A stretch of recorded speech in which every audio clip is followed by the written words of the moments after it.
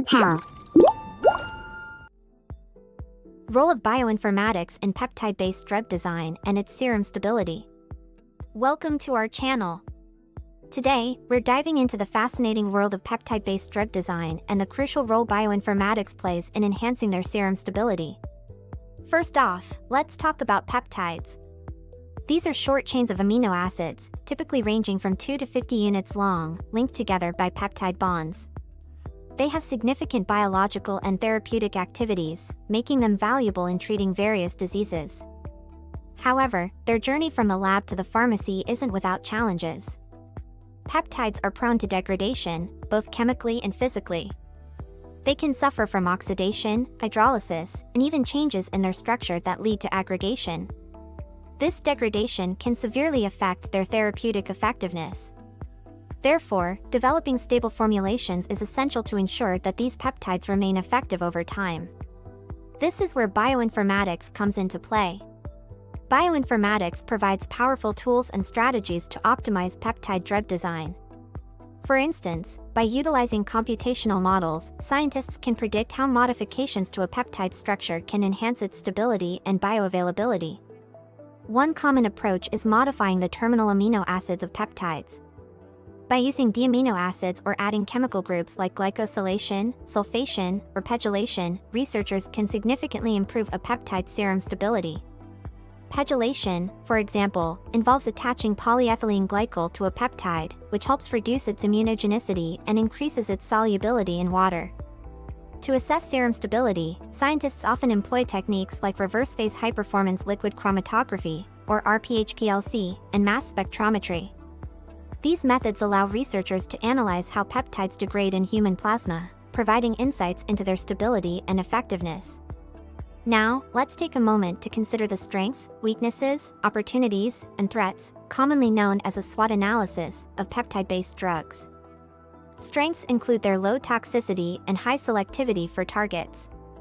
However, they also face weaknesses like limited bioavailability and rapid clearance from the body. Opportunities lie in the advancements in technology and bioinformatics that can help overcome these challenges. But there are threats too, such as competition from other drug development techniques and the high costs associated with peptide manufacturing.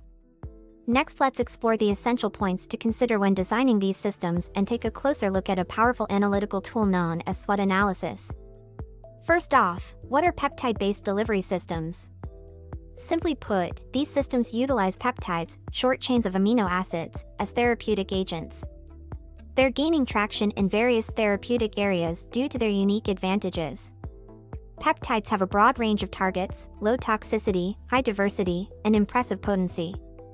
However, they also come with some challenges that need to be addressed. When developing peptide-based delivery systems, there are several critical points to keep in mind. 1. Limited bioavailability. Peptides often have a short half-life and can be rapidly cleared from the body. This means they might not stay in the bloodstream long enough to be effective. 2. Poor permeability. Due to their size and polarity, peptides struggle to cross cell membranes, making oral delivery particularly challenging. 3. Stability issues. Peptides can degrade quickly in the presence of enzymes in human plasma, which can alter their therapeutic effectiveness. 4. Immunogenicity. Some peptides may provoke an immune response, which can limit their use in certain patients. 5. Formulation challenges. Creating a stable and effective dosage form for peptides is crucial, as they can aggregate or precipitate, leading to loss of efficacy. Now, let's turn our attention to SWOT analysis for naturally occurring peptides. This analytical tool helps us understand the landscape of peptide-based drugs. Strengths. Naturally occurring peptides are highly selective and potent, with predictable metabolism and shorter development times. They can be synthesized easily, making them attractive candidates for drug development. Weaknesses. On the flip side, they often lack chemical stability and can be susceptible to degradation, which poses significant challenges for formulation scientists. Opportunities. The growing interest in peptide therapeutics opens up new avenues for research and development. With advancements in technology and bioinformatics, there's potential for discovering novel peptides and improving their delivery systems. Threats. However, the peptide market faces competition from other drug development techniques and the need to prove safety and efficacy. Additionally, affordability and return on investment are crucial factors for manufacturers. Now, peptide-based drug delivery systems are becoming increasingly popular across various therapeutic areas. They offer several advantages, such as a broad range of targets, low toxicity, high potency, and selectivity to receptors. However, they do come with their own set of challenges. One major hurdle is their limited bioavailability. Peptides often have a short half-life, which means they can be rapidly cleared from the bloodstream. They can also face issues like poor membrane permeability and degradation in the gastrointestinal tract when taken orally. To tackle these challenges, researchers have developed various strategies. For instance, scientists can modify peptides to improve their stability and increase their half-life in the body. Techniques like pegylation, where polyethylene glycol is attached to the peptide, can enhance water solubility and reduce immunogenicity. Additionally, cyclization, where the peptide is looped back on itself, can significantly improve stability against enzymatic degradation. This means the peptide can remain effective for a longer duration. Now, let's talk about the tools used for screening peptide drug candidates. One of the most exciting advancements in this area is the development of peptide libraries. These libraries are collections of peptides that researchers can screen to identify those with the desired biological activity. One popular method is called alanine scanning. In this technique, researchers substitute alanine for each amino acid in a peptide to see how it affects the peptide's activity. This helps identify which residues are crucial for the peptide's function. Another powerful tool in peptide screening is high-throughput screening, or HTS. This method allows scientists to rapidly test thousands of peptides to find candidates that show promising therapeutic effects. In addition to these methods, advances in bioinformatics have transformed how we design and optimize peptides. By analyzing molecular interactions and using computational models, researchers can predict how modifications will affect a peptide's stability and efficacy. Next, let's explore various strategies to enhance the serum stability of peptides. Peptides, which are short chains of amino acids, hold immense potential in treating diseases. However, their stability in serum is a major challenge due to degradation by enzymes. So, how can we improve their stability? Let's break it down. First up, we have cyclization of peptides. This technique involves forming a loop in the peptide chain, which can significantly enhance its stability and resistance to enzymatic degradation. Imagine bending a straw; it becomes less likely to break. Cyclization can occur in different ways, like head-to-tail or side-chain-to-side chain connections. This not only helps maintain the peptide's shape but also increases its biological activity. By creating stable cyclic structures, we can slow down metabolism and improve the peptide's effectiveness in the body. Next, we have the incorporation of D-form of amino acids. Most peptides are made from L-amino acids, but using D-amino acids can protect them from being broken down by enzymes. Think of it as wearing armor. While this modification can enhance stability, it's crucial to ensure that the peptide still retains its biological activity. Changing the configuration of amino acids can lead to changes in how they function, so careful consideration is key. Moving on to terminal modifications. The N-terminal and C-terminal ends of peptides are prime targets for degradation. By modifying these ends, like adding acetyl groups at the N-terminal or amidation at the C-terminal, we can significantly enhance stability. It's like giving the peptide a protective shield against enzymes. These modifications can improve the peptide's half-life and bioavailability, making them more effective in the body. Now, let's talk about the substitution of non-natural amino acids. These synthetic amino acids can be incorporated into peptides to enhance their stability and functionality. They can improve selectivity, binding ability, and even increase the peptide's half-life. It's like upgrading your phone with the latest features. These non-natural amino acids can provide unique properties that make the peptide more effective as a therapeutic agent. Next, we have stapled peptides. These are special peptides that are chemically linked to maintain a specific structure, often resembling alpha helices.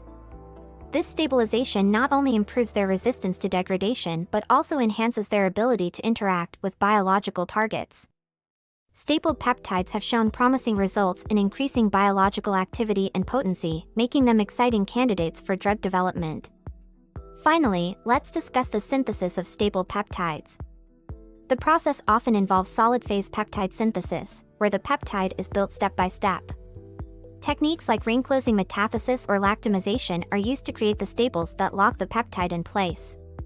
This method allows for precise control over the peptide structure, ensuring it remains stable and effective. So, to recap, improving the serum stability of peptides can be achieved through various strategies like cyclization, incorporating diamino acids, terminal modifications, substituting non-natural amino acids, and using stable peptides. Each of these methods plays a crucial role in enhancing the therapeutic potential of peptides. Let's discuss the methods and tools used to evaluate peptide serum stability. One of the biggest challenges with peptides is their stability in serum, which is the liquid part of blood.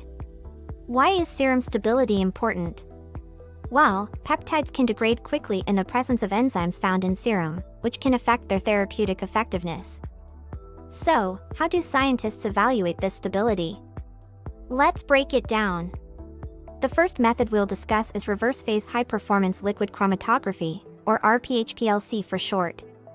This technique separates the components of a mixture based on their hydrophobicity, allowing scientists to analyze how peptides degrade over time. In simpler terms, RPHPLC helps us see how much of the peptide remains intact after being exposed to serum. It's like a detective tool that reveals the degradation profile of the peptide. Next up is mass spectrometry, specifically a technique called MALDI-TOF. This powerful tool provides detailed information about the molecular weight of peptides and their degradation products. It can identify modifications like glycosylation or phosphorylation that occurred during degradation. Think of mass spectrometry as a high-tech scale that not only weighs the peptides but also tells us how they've changed. This insight is crucial for understanding how to improve their stability. Now, let's talk about the difference between in vivo and in vitro testing. In vitro tests are conducted in a controlled environment, like a test tube, while in vivo tests are performed in living organisms. While in vitro testing is useful, in vivo testing is often more relevant for understanding how peptides behave in a real biological context. It gives us a clearer picture of their stability and effectiveness. When evaluating serum stability, several factors come into play. The type of serum used is crucial. Human serum is preferred because it contains the right enzymes that reflect how the peptide will behave in humans. Non-human serum can lead to misleading results due to different enzyme levels. Additionally, the conditions of the patient, such as their age or disease state, can influence enzyme activity. So, scientists need to consider these variables when conducting their studies. In summary, evaluating the serum stability of peptides involves a combination of advanced techniques like RPHPLC and mass spectrometry, alongside careful consideration of biological factors. This thorough approach helps ensure that peptide-based drugs are effective and safe for patients. Thanks for joining me today. If you found this video informative, don't forget to like, subscribe, and hit that notification bell for more content on drug development and biopharmaceuticals. See you next time. Pharmapel.